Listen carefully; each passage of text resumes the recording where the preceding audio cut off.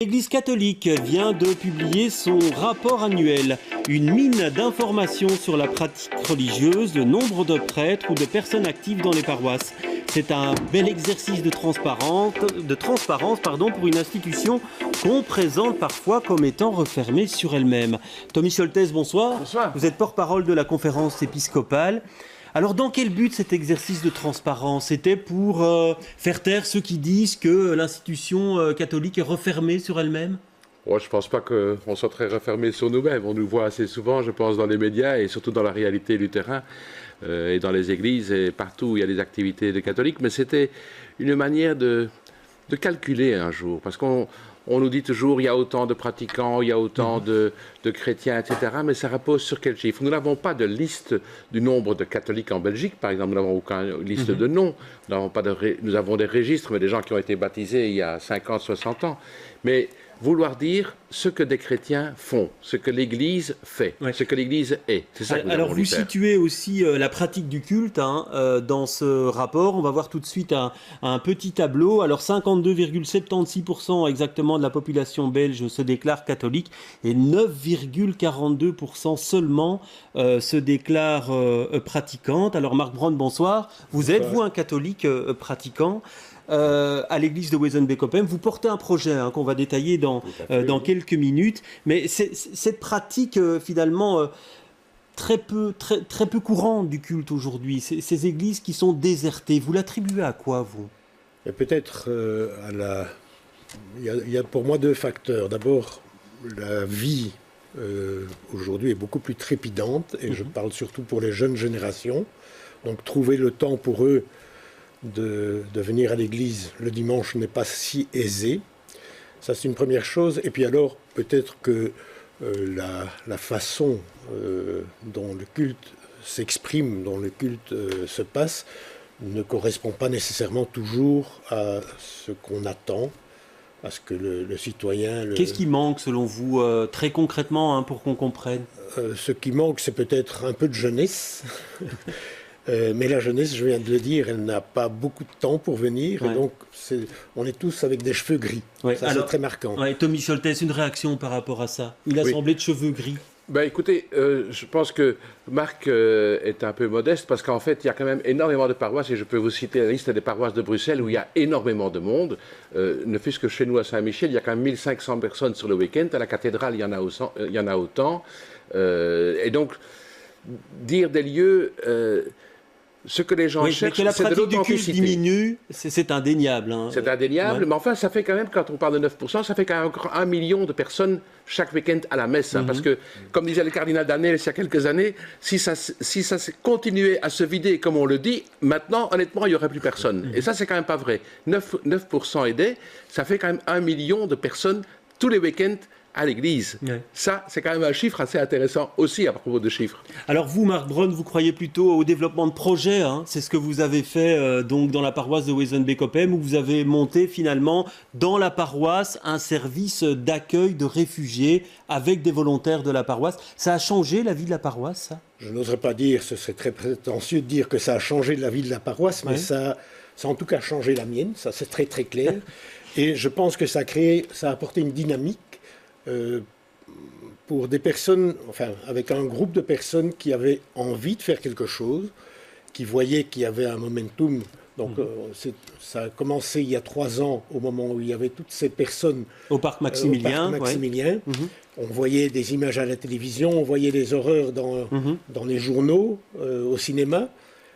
Et puis, on avait la possibilité de faire quelque chose près de chez soi. Et ça a vraiment créé une dynamique aujourd'hui qui est très importante dans cette paroisse. C'est ce que vous me disiez en préparant cet entretien? Oui, moi, je pense qu'il y a une 50aine de personnes qui mouillent leur maillot en permanence. Et ça, je pense que c'est assez magnifique. Il y a des propriétaires solidaires, il y a des personnes qui... accompagne pour les devoirs, qui accompagne pour les formalités administratives. Enfin, il y a toute une série de choses qu'on est capable de faire. Alors, Tommy Scholtes, c'est ça aujourd'hui l'avenir, finalement, une dynamique de projet dans les paroisses, partout où c'est possible, vous pensez, pour redynamiser un peu l'institution? Alors, je pense qu'effectivement, même à Wezenbeek-Oppem, puisque j'étais dans les premiers avec Marc Braun, ce ne sont pas uniquement les pratiquants qui s'y sont mêlés. C'est des gens des quartiers aussi qui ont dit « Ah, il y a quelque chose d'autre qui se fait, et ça se fait dans le cadre de la paroisse, et c'est très bien. » Donc c'est ça, cette sensibilité, et je pense que les réseaux qui s'organisent du point de vue associatif, les ASBL de tout genre, que ce soit d'aide aux réfugiés, mais que ce soit de la visite de malades, tout ça, c'est fédéré. Alors, il faut dire qu'autour de l'enseignement catholique, autour des mouvements de jeunesse, il y a partout des petits réseaux. Et là, finalement, bon, les mouvements de jeunesse, qui encore va au mouvement de jeunesse parce que c'est un mouvement catholique? C'est aussi la question. On ne se pose même plus la question maintenant. On ne se pose pas la question, mais il n'empêche que de temps en temps, on vient quand même nous demander, voulez-vous bien animer une célébration? Il y a des aumôniers nationaux, il y a des équipes qui font des veillées sur la recherche de sens, etc. Et donc, il faut adapter.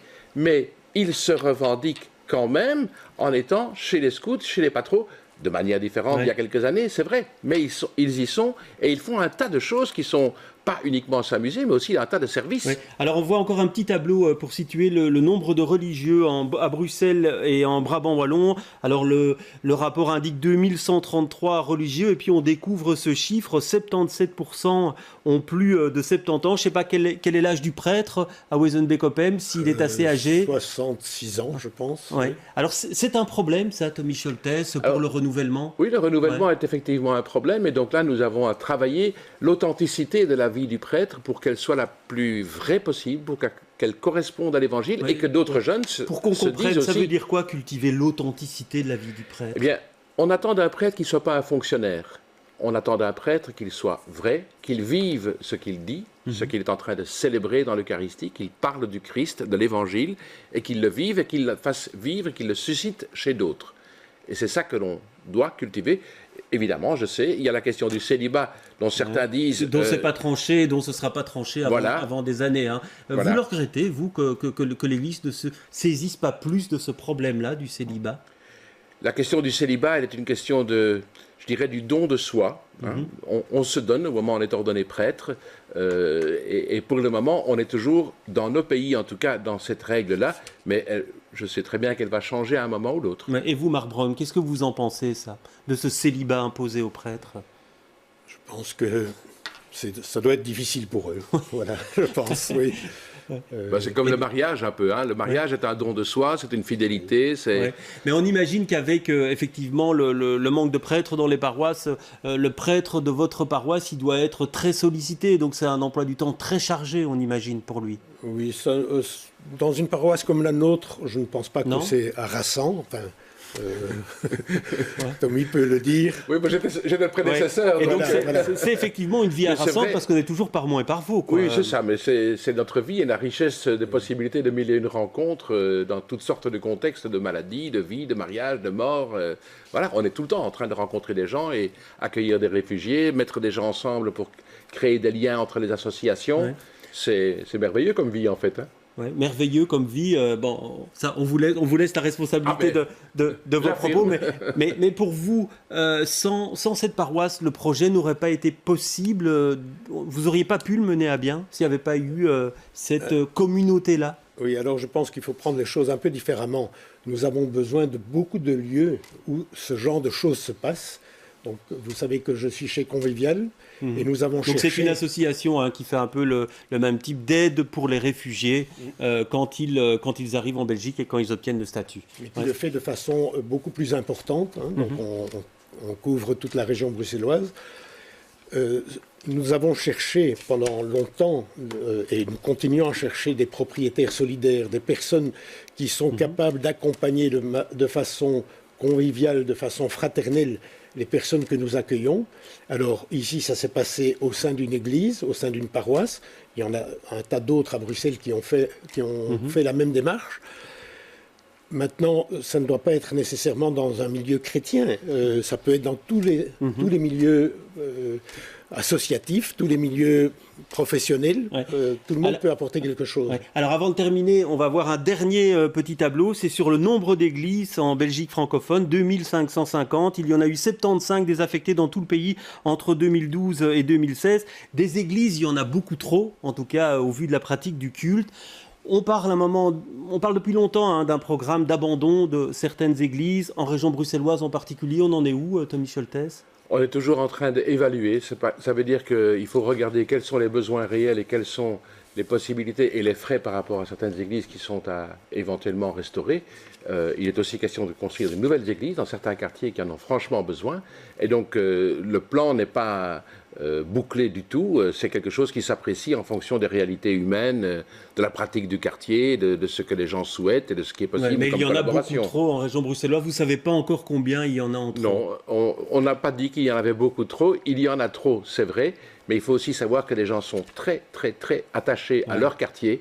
Et ça, c'est aussi à respecter. Ouais. Et c'est pour ça qu'on dit souvent l'église au milieu du village, hein, selon l'expression consacrée. Voilà. Merci, messieurs, en tout cas, d'avoir été sur notre plateau.